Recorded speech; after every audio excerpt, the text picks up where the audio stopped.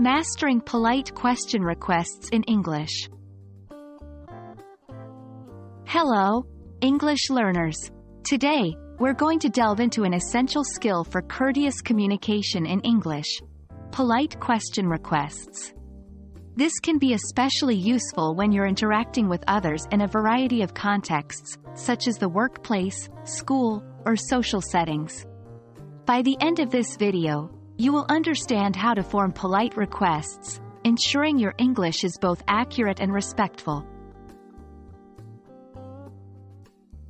So, what is a polite question request? In English, it's common to phrase requests as questions to make them sound more polite. Rather than simply telling someone to do something, you're asking them, which often sounds friendlier and less demanding.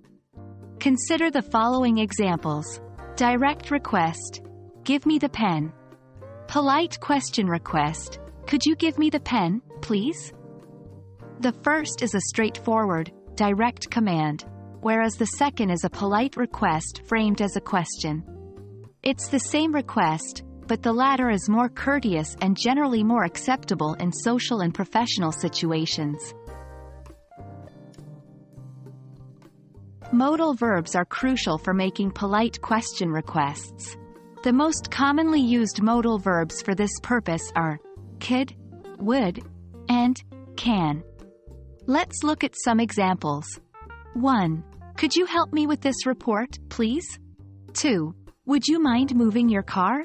3. Can you pass me the salt, please?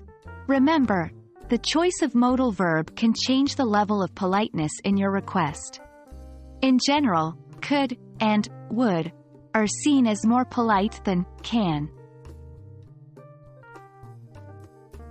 When using polite question requests, it's also essential to know how to use negative forms and questions.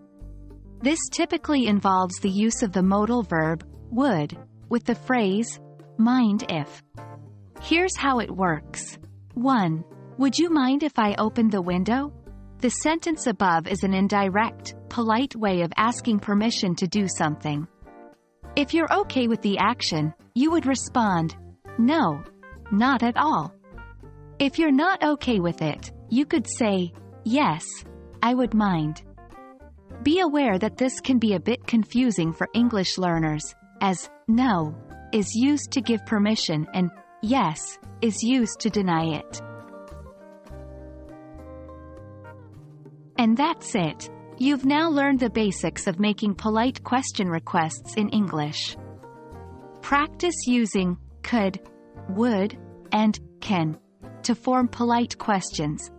And don't forget about the special negative form with would you mind if. Remember, practice makes perfect, so try to use these structures in your everyday English conversations. I hope this video has been helpful to you. Keep practicing, keep learning, and we'll see you in the next video. Happy learning!